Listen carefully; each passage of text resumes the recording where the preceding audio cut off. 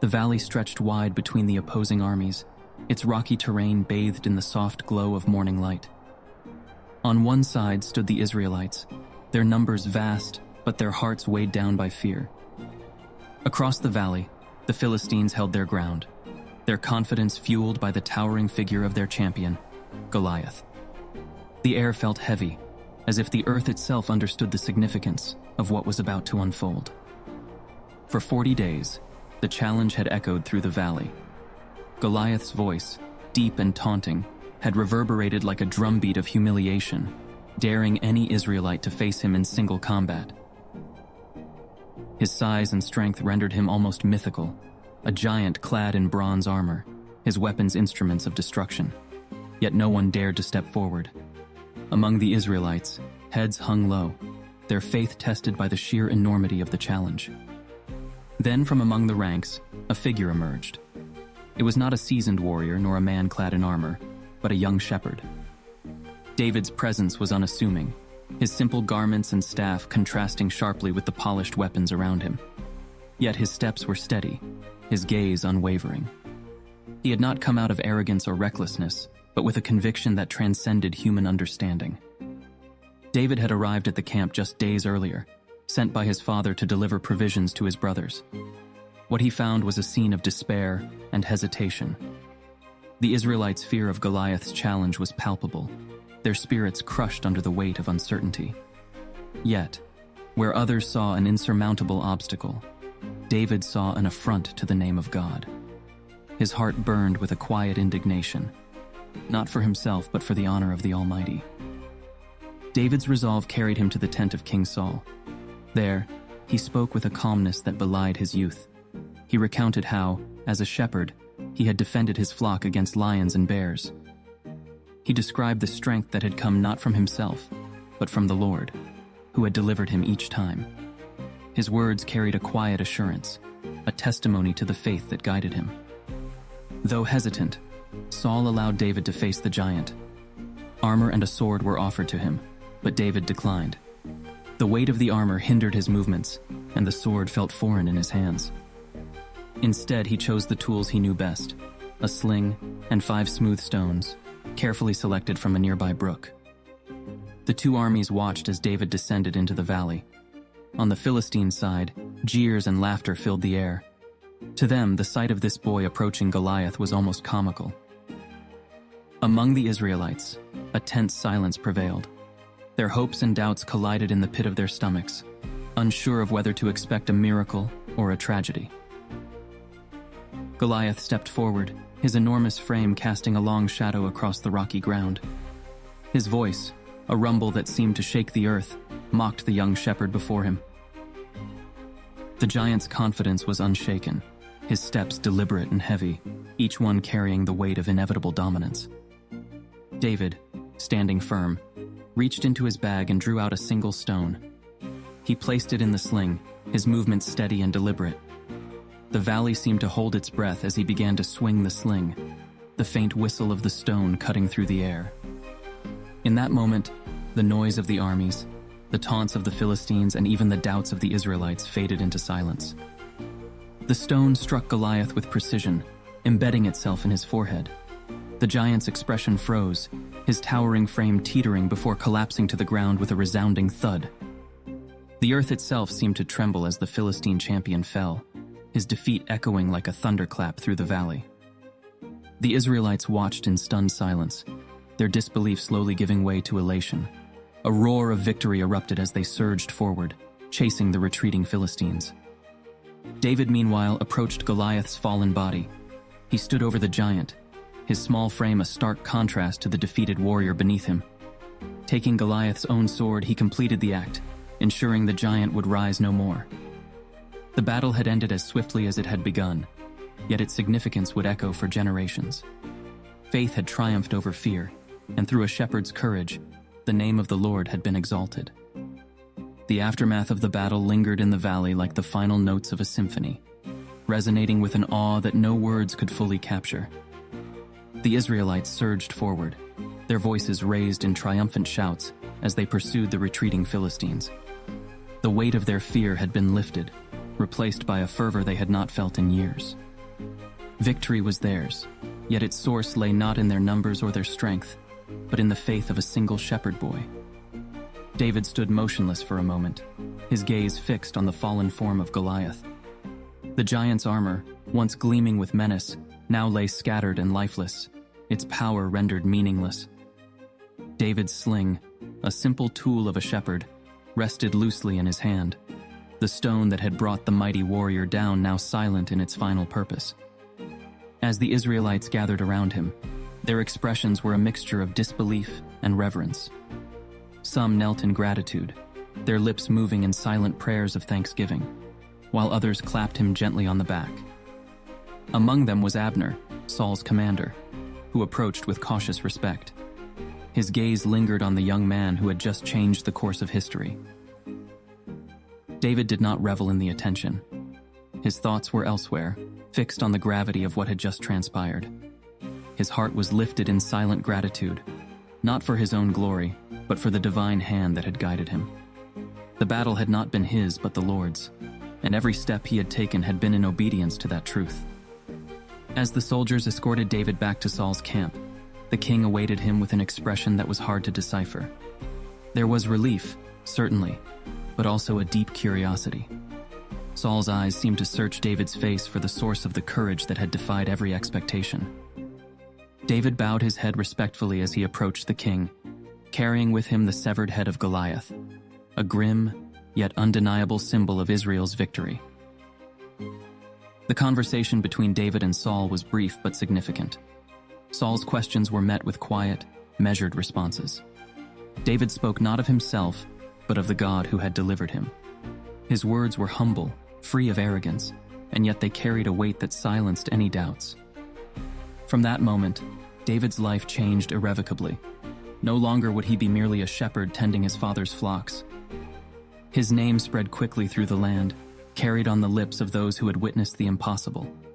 Songs were composed in his honor, and his deeds became the stories that mothers would tell their children for generations to come. Yet amidst the rising tide of admiration, shadows began to stir. Saul, once jubilant, now found himself uneasy in David's presence. The songs that praised David as greater than Saul reached the king's ears, planting seeds of jealousy that would soon grow into a consuming obsession. David, unaware of the storm brewing within Saul's heart, continued to serve faithfully.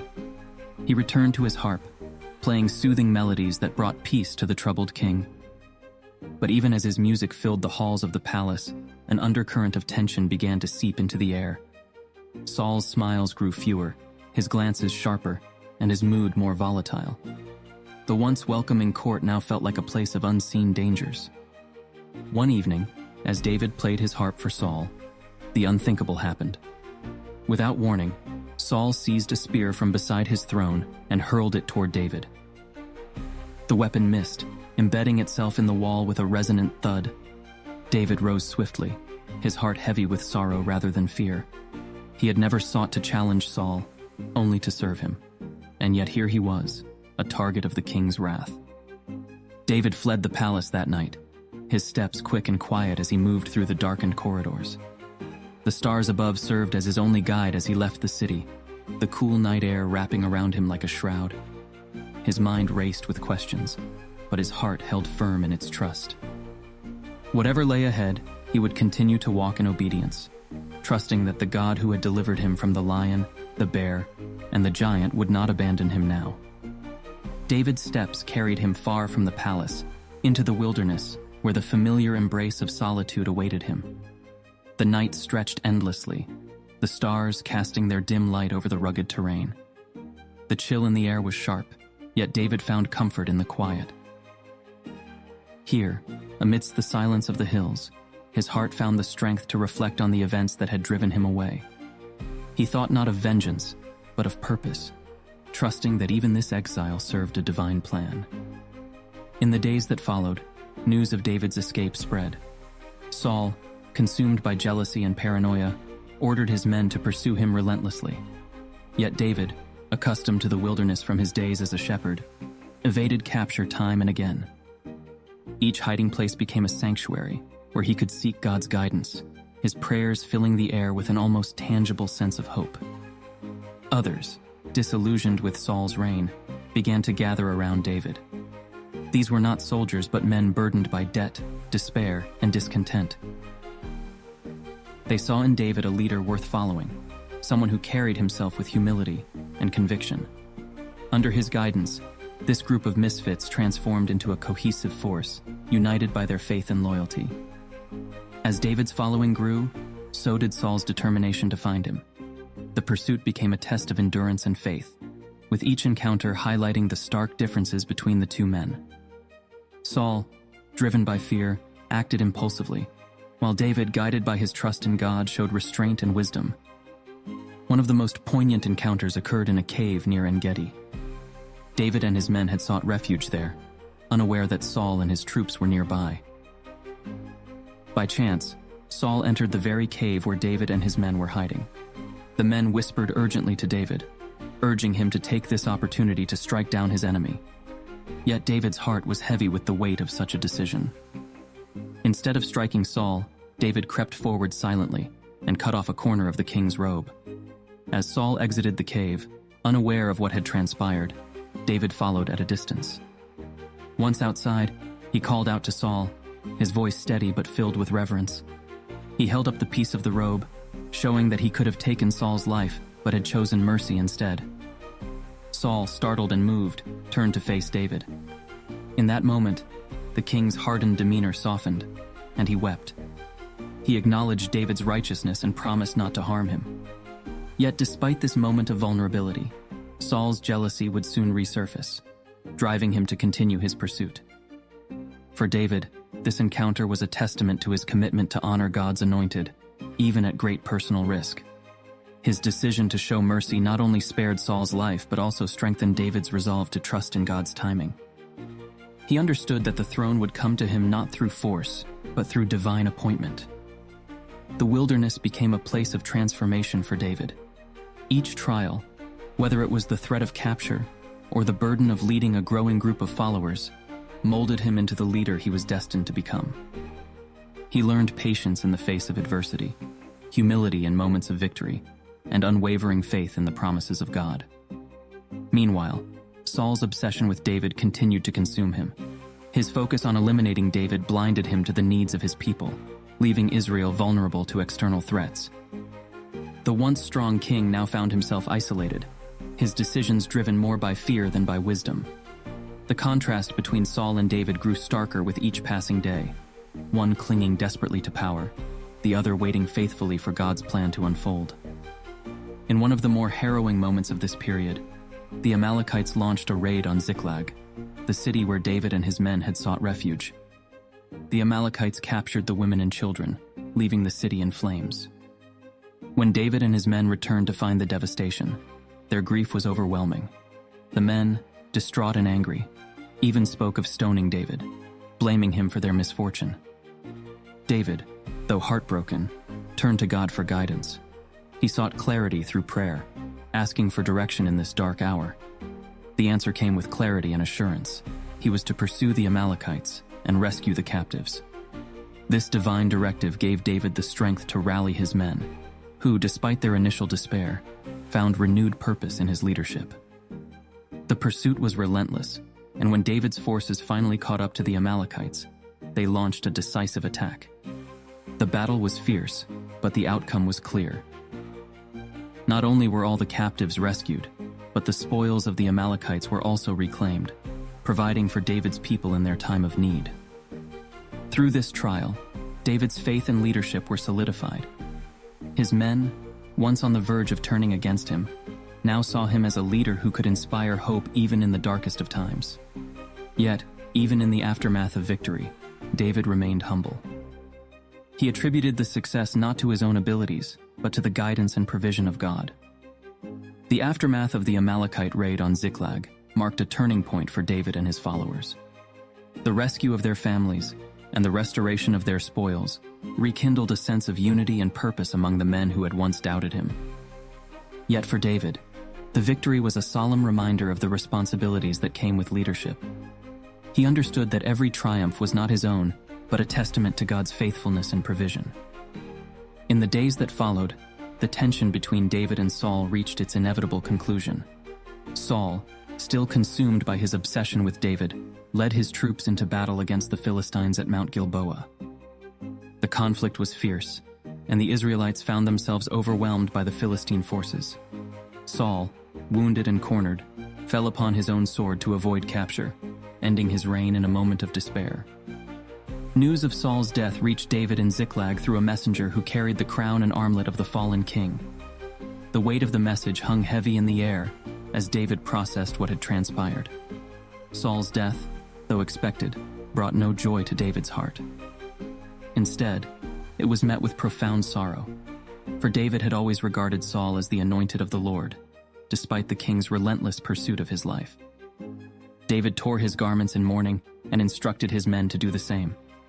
He composed a lament for Saul and Jonathan, his closest friend, whose loyalty and love had been unwavering, even in the face of his father's hatred. The lament spoke of the bravery of Saul and Jonathan, honoring their memory and reflecting David's deep respect for their lives and sacrifices. "How the mighty have fallen," the lament began, its words capturing the grief and reverence that filled David's heart. The elegy became a testament not only to the lives of Saul and Jonathan, but also to David's character, a man who chose to honor those who had opposed him, recognizing their place in God's greater plan. With Saul's passing, the path to the throne was clear, yet David did not seize power immediately. He waited patiently, seeking guidance through prayer and trusting in God's timing. His humility and restraint set him apart from other leaders, endearing him further to those who looked to him for guidance. David was anointed king over Judah and Hebron, and his reign began with a focus on unifying the fractured tribes of Israel. The years of exile, the trials in the wilderness, and the moments of doubt and faith had prepared him for this role. He approached his kingship not as a position of power, but as a divine calling to serve and lead with integrity. As David's reign unfolded, his victories on the battlefield were matched by his efforts to bring spiritual renewal to the nation. He sought to restore the Ark of the Covenant to its rightful place, a symbol of God's presence and favor among his people. Through his leadership, Israel began to flourish, its people united under a king who valued faith and obedience above all else. Yet even in his success, David remained deeply aware of his humanity. The lessons of the wilderness, the reliance on God in times of need, the patience to wait for his plan, and the humility to trust his timing, stayed with him. These experiences shaped his decisions and defined his character as a ruler. David's life, from the pastures of Bethlehem to the throne of Israel, was a testament to the power of faith and the sovereignty of God. His victory over Goliath had been only the beginning, a moment that revealed not just the courage of a shepherd, but the greatness of a God who empowers the weak to achieve the impossible. The battles he fought, the trials he endured, and the triumphs he celebrated all pointed to a truth greater than himself. Through his story, the people of Israel found hope and inspiration. David's life reminded them, and reminds us, that even in the face of giants, both literal and figurative, faith has the power to overcome. The shepherd boy who once stood alone in a valley became a king, whose legacy would echo through the ages, his name forever intertwined with the enduring truth of God's faithfulness.